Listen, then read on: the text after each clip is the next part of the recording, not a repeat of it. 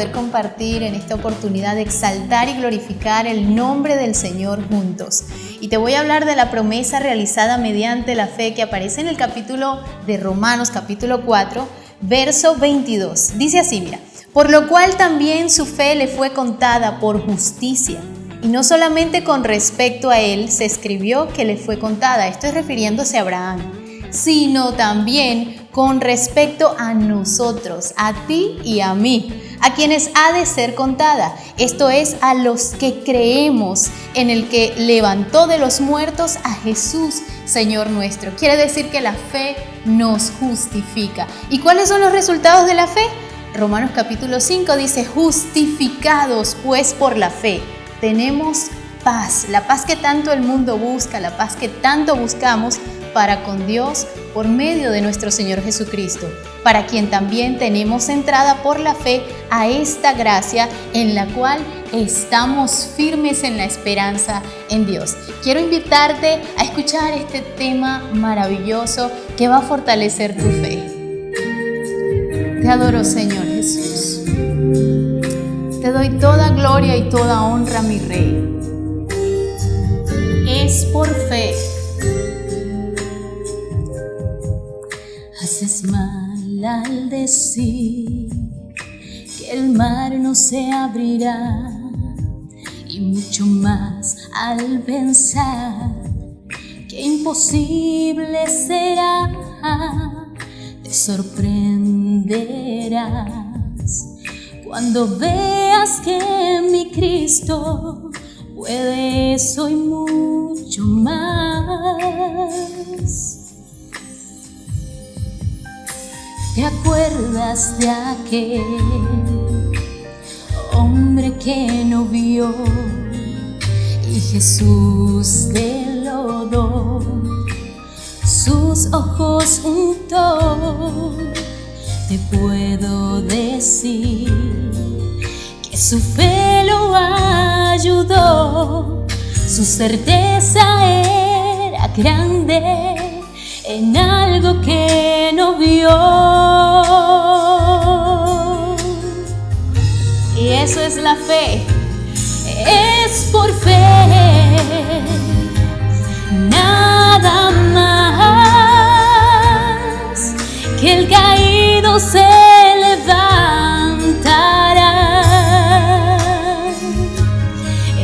Es por fe, nada más, que las montañas se moverán.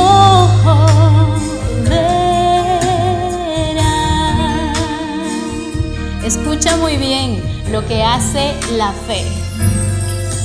Haces mal al decir que el mar no se abrirá, y mucho más al pensar que imposible será.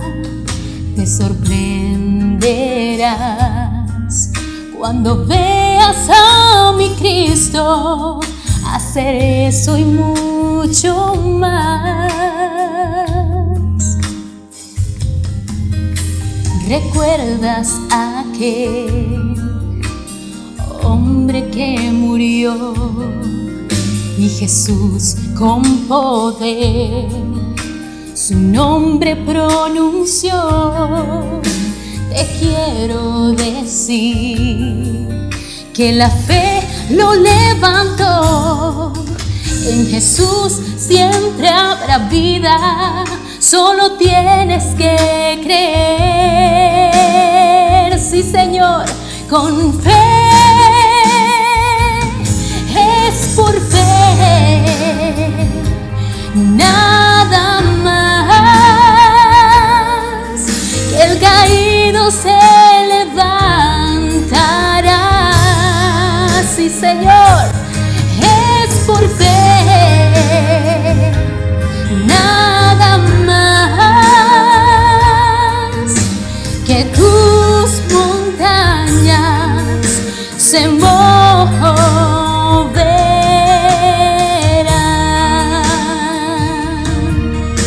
que Cristo te sana, es verdad. el enfermo se levantará, yo lo creo, y que la tumba está vacía, claro está. Pero si tú no le crees, de nada te servirá. Es por fe, nada más. Que el caído se levanta en el nombre de Jesús, porque es por la fe. ¡Aleluya! Nada más que tus montañas se moverán, es por fe. Y esa fe maravillosa que nos justifica, que nos hace adecuados, que nos hace oportuno delante del Señor, es la fe que te entrega paz y te mantiene firme en la esperanza de gloria en Cristo Jesús. Amén. Dios te bendiga. Les saludo con mucho cariño, con mucho amor, esperando que nuestro Dios pueda bendecir de una forma poderosa sus vidas. En esta ocasión quiero tratar un tema bastante interesante y estoy seguro que Dios te va a bendecir y te va a ministrar a través de esta palabra. Fíjense algo, el título de este estudio es Templos Vacíos. Y es que a partir de la pandemia que ha sacudido al mundo entero en este año 2020, muchas de nuestras congregaciones han tenido que cerrar sus puertas para cumplir con las normativas emitidas por la Organización Mundial de la Salud. Esto ha causado que muchos creyentes se hayan enfriado, hayan de alguna forma dejado de orar, de leer la palabra, y de una forma alarmante vemos cómo ahora mismo existen personas que están totalmente distraídas y desviadas del propósito al cual fueron llamados. Ahora, quiero que nosotros podamos entender lo que es realmente el significado de la palabra templo. Escuche bien esto, porque templo significa lugar de morada o casa. Es decir, que en principio el templo tiene que ser el lugar donde habite Dios, donde pueda morar Dios. Cuando usted ve la Biblia, entiende que la primera vez que se edificó un lugar, una habitación o un templo, lo hace Moisés en el libro de Éxodo. En ese tiempo, durante esa travesía del pueblo de Israel en el desierto, la forma como Dios se manifestaba su gloria era a través de los sacrificios y en este lugar llamado tabernáculo. Más adelante, a medida que va avanzando la historia, vemos que Salomón edifica, por instrucción de su padre David, edifica un primer templo. Este templo se caracterizaba por sus grandes, acabados artísticos, por grandes riquezas que habían dentro de este lugar. Luego este templo fue destruido y nuevamente vuelve a ser edificado durante el Nuevo Testamento. Es decir, en el Nuevo Testamento nuevamente vemos cómo ya el templo ha sido reconstruido por Herodes. Es decir, Herodes, para complacer al pueblo judío por algunas estrategias políticas, manda a edificar este templo. Ahora, debemos entender que al aparecer Jesús en escena, Jesús se convierte en el templo de hoy en día. Y ese fundamento bíblico lo encontramos, acompáñenme conmigo allí en sus Biblias, en el libro de Efesios capítulo 2, versículo 19 en adelante. Usted lo puede leer conmigo allí en pantalla. Así que ya no sois extranjeros ni advenedizos, sino conciudadanos de los santos y miembros de la familia de Dios, edificados sobre el fundamento de los apóstoles y profetas, siendo la principal piedra del ángulo Jesucristo mismo, en quien todo el edificio, bien coordinado, va creciendo para ser un templo santo en el Señor, en quien vosotros también sois juntamente edificados para morada de Dios en el Espíritu. Escuche esta primera verdad. Estamos hablando de los templos vacíos, o lo que las personas pueden considerar un estado de alarma, un estado de apocalipsis. No es todavía, escuche bien esto, porque el templo ya no es un edificio, ya no es un local, sino que el templo es Jesús. Esta es la primera verdad. Ya no se trata de un edificio, se trata de Dios, se trata del Señor. Y esto es importante que lo dejemos claro, porque ante esta eventualidad nosotros debemos entender que nuestra devoción no puede cambiar. Nuestra forma de adorar a Dios no se puede limitar solamente a congregarnos en un lugar. Nuestra forma de adorar a nuestro Dios debe ser real, debe ser genuina, debe ser todos los días de nuestras vidas. No nos podemos limitar solo a un día o a un horario específico, sino que en todo tiempo ese lugar, ese templo debe estar abierto, porque es lo que el Señor quiere contigo. Dios quiere habitar en tu corazón, quiere habitar en tu vida todas las 24 horas del día. Amén. Entonces, esta es la primera gran verdad. Debemos entender que no se trata del edificio, sino se trata de Dios. La segunda verdad que debemos entender es que Jesús debe purificar el templo. Escuche bien esto. Entendiendo que somos el templo, entendiendo que nosotros ahora somos la morada del Espíritu Santo y que Dios quiere habitar en nuestros corazones, debemos entender esta segunda verdad. Jesús debe purificar el templo, aunque para muchos esto sea un escándalo. Porque las personas que siguen a Jesús siempre van a ir contrario o de alguna forma van a oponerse con las cosas que a veces promueve el mundo, promueve el sistema. Y esto puede sonar escandaloso para muchas personas. El que usted sea un hombre santo le puede de alguna forma retumbar a los oídos a muchos. Porque dicen, wow, pero ¿cómo que tú eres santo? Es que tú eres perfecto. No es que tú eres perfecto y no es que estás libre de pecado, sino que estás viviendo en santidad porque es lo que demanda el Señor. Y muchas personas pueden parecerle esto algo difícil de lograr o difícil de alcanzar. Vamos a leer en el capítulo 2 del libro de Juan, en el momento exacto donde Jesús purifica el templo de aquel entonces. Dice el versículo 13 en adelante que estaba cerca la Pascua de los judíos y subía Jesús a Jerusalén. Y halló en el templo a los que vendían bueyes, ovejas y palomas, y a los cambistas allí sentados.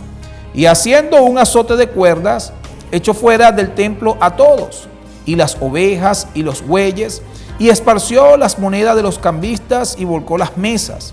Y dijo a los que vendían palomas, quitad de aquí esto y no hagáis de la casa de mi padre casa de mercado.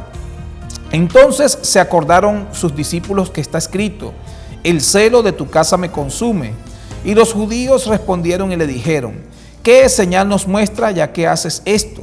Respondiendo Jesús les dijo, destruid este templo y en 3 días lo levantaré.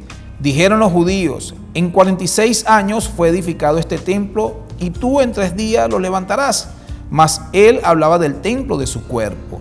Por tanto, cuando resucitó de entre los muertos, sus discípulos se acordaron que había dicho esto y creyeron la escritura y la palabra que Jesús había dicho. Voy a narrarles brevemente lo que acabamos de leer. Escuche, porque para los judíos el estar en el templo significaba prestigio, significaba de alguna forma una envergadura sacerdotal, significaba respeto. Y se habían olvidado cuál era la verdadera intención de acudir al templo. La tradición, o mejor dicho, la ley exigía que al momento de ofrecer los sacrificios, al momento de ofrecer y traer la adoración, los animales que debían traer debían ser perfectos, debían ser sin ningún tipo de manchas, nada. Ahora, esto representó una oportunidad de negocio para los sacerdotes, quienes al ver que la gente traía estos animales comenzaron a venderlos.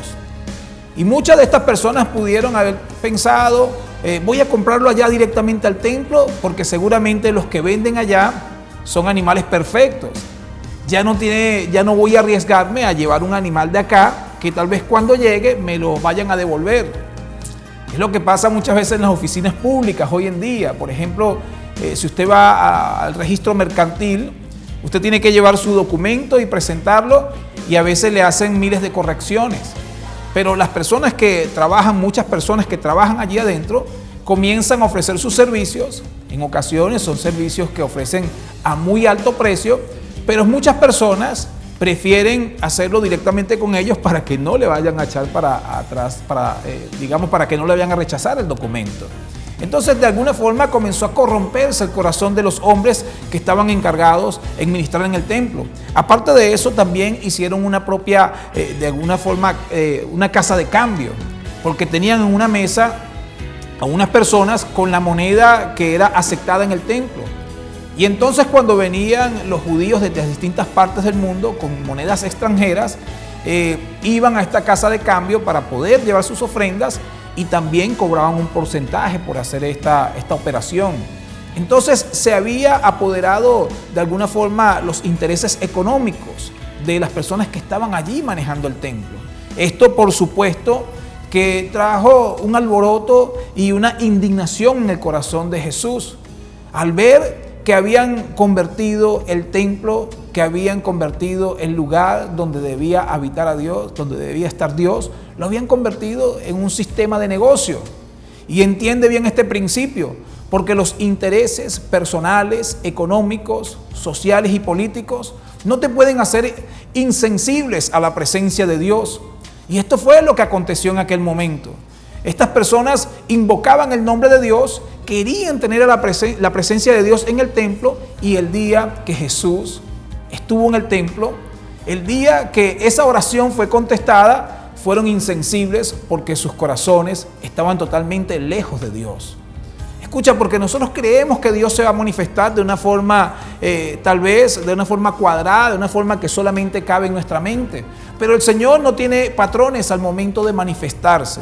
Y en este tiempo, aún con las iglesias cerradas, aún con los templos vacíos, aún con las puertas, las Santa Marías abajo, Dios se va a manifestar de una forma poderosa. Dios quiere traer cambios y restauración a tu vida. Dios quiere purificar tu casa. Dios quiere purificar tu templo. Aunque esto implique un escándalo, aunque esto implique tomar decisiones radicales, Dios quiere limpiar tu vida. Dios quiere que tú puedas purificarte y puedas ser libre de todo pecado y comenzar a vivir una vida en santidad. Tienes que entender también que para Dios, para Jesús, colocar orden en tu vida muchas veces va a ser cuestionado. Porque cuando Jesús apareció para establecer el orden en el templo, enseguida vinieron los religiosos y le dijeron: pero ¿por qué tú haces esto? ¿Qué señal nos muestra? ¿Qué autoridad tienes para traer cambios, para echarnos a perder nuestro negocio? Y escucha, porque es importante. Jesús no está aquí para complacer al mundo. Jesús no quiere manifestarse en tu corazón para que las personas lo aplaudan o para que tú seas aceptado. Te van a rechazar. Por causa de Jesús te van a perseguir, pero siéntete bienaventurado. Porque si dejas limpio el templo, entonces estás garantizando que Jesús va a habitar en él. Y por último, debo resaltar este punto que es importantísimo. No solo debes dejar que Jesús purifique tu templo, sino debes entregarle el derecho de habitar en él todos los días. Es una cuestión de decisión, no es una religión, no es solamente un requisito de un solo día. Tal vez nosotros hemos tomado por costumbre asistir a la casa de Dios o al templo los días domingos. Pero ahora que los templos se encuentran vacíos, debemos entender que nuestra relación debe ser diaria. Y vamos nuevamente al libro de Juan. Vamos a resumir nuevamente la historia. Una vez que Jesús provoca aquel alboroto, una vez que Jesús comienza a sacar hacia afuera a los ladrones, tal vez volteó las mesas, hizo una gran algarabía, sacando aquella cantidad de animales que estaban allí vendiéndose a la calle. De alguna forma eso revolucionó a todo aquel momento, es decir, eso trajo una conmoción pública, social y tal vez religiosa. Y muchos comenzaron a cuestionarlo. ¿Pero por qué tú haces estas cosas? Eso lo dijimos anteriormente. Ahora, probablemente una vez que Jesús sale del templo, las personas siguieron haciendo lo mismo. Porque no dejaron que Jesús se quedara en el templo, no dejaron que Dios habitara y se entronara del lugar que supuestamente estaba construido como casa y habitación para Él. Ahora, debes entender algo, que en tu vida vas a tener que tomar decisiones que a veces son bastante difíciles. Vas a tener que dejar ciertas amistades, vas a tener que dejar de frecuentar ciertos lugares, dejar de ver cosas, entretenerte con otras y comenzar a declarar y a entregarle el señorío de tu corazón a Dios, a Jesús, porque a fin de cuentas en eso se resume la vida y de eso se trata la salvación, de perseverar en el camino, de seguir a Jesús con nuestra cruz y estar con Él todos los días. Quiero leerte en Lucas capítulo 7, allí en pantalla lo vas a leer conmigo. Lucas capítulo 7, versículo 44. Dice, y vuelto a la mujer dijo a Simón, ¿ves a esta mujer? Entré en tu casa y no me diste agua para mis pies, mas ésta ha regado mis pies con lágrimas y los ha enjugado con sus cabellos. No me diste beso, mas ésta desde que entré no ha cesado de besar mis pies. No ungiste mi cabeza con aceite, mas ésta ha ungido con perfumes mis pies. Por lo cual te digo que muchos pecados le son perdonados, porque amó mucho, mas a aquel a quien se le perdona poco, poco ama. Y a ella le dijo, mejor dicho, tus pecados te son perdonados. Y los que estaban juntamente sentados a la mesa comenzaron a decir entre sí, ¿quién es este que también perdona pecados? Pero él le dijo a la mujer, tu fe te ha salvado, ve en paz. Llama poderosamente la atención que este hombre llamado Simón era fariseo, es decir, era un hombre que estudiaba la ley, era un hombre religioso, era un hombre que seguramente frecuentaba en el templo. Y un día invita a Jesús a su casa. Lo invita, pero lo deja allí sentado a la mesa como cualquier otro invitado. Y esto precisamente es lo que hacen muchos que son llamados cristianos hoy en día. Llegan a Jesús, escuchan la palabra, cantan las canciones, pero no dejan que Jesús se apodere por completo del lugar. Ahora, vemos aquí el otro caso, una mujer que comenzó a entender la necesidad que tenía del Señor.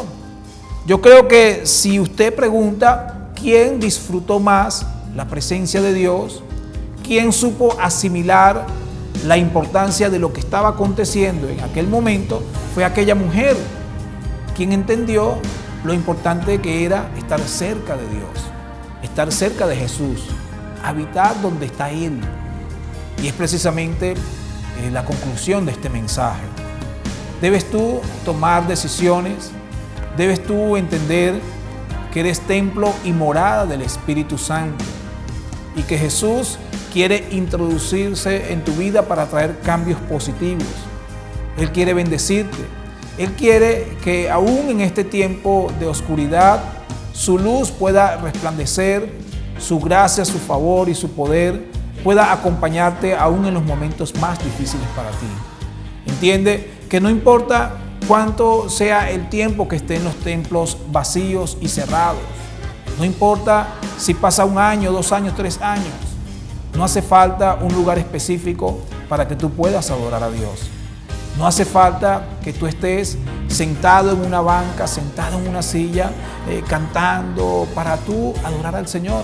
Lo puedes hacer desde casa, lo puedes hacer en tu intimidad, lo puedes hacer en lo secreto, pero hazlo. Hazlo porque el Señor está deseando que tú puedas abrirte, que tú puedas de alguna forma entregarte por completo a Él. Y quiero compartir contigo lo que dice Isaías 56, versículo 7. Yo los llevaré a mi santo monte y los recrearé en mi casa de oración. Sus holocaustos y sus sacrificios serán aceptos sobre mi altar, porque mi casa será llamada casa de oración para todos los pueblos. Esta palabra es para ti, esta palabra es para mí. El Señor quiere que nos podamos recrear en Él, que podamos traer sacrificios y holocaustos de adoración ante su presencia. Declara esto en tu corazón con fe, con entusiasmo y di: Señor, yo soy el templo y la morada de tu Espíritu. Señor, a partir de ahora yo entiendo esta poderosa verdad. En mí tú habitas, en mí tú puedes hacer un lugar para que estés todos los días de mi vida. Santifica y purifica mi casa, porque debes entender que el Señor no va a habitar donde está la inmundicia y donde está el pecado. Saca lo que tengas que sacar de ese templo y permite que Jesús pueda habitar contigo todos los días de tu vida. Espero que esta palabra sea de bendición para ti y espero que pueda ministrarte con la más profunda presencia de su Espíritu tu vida. Dios te bendiga. ¿Recuerdas a aquel hombre que murió? Y Jesús con poder su nombre pronunció. Te quiero decir que la fe lo levantó. En Jesús siempre habrá vida, solo tienes que creer. Sí, Señor, con fe, es por fe, nada más. El caído se levantará. Sí, Señor, es por fe, nada más. Que tus montañas se moverán.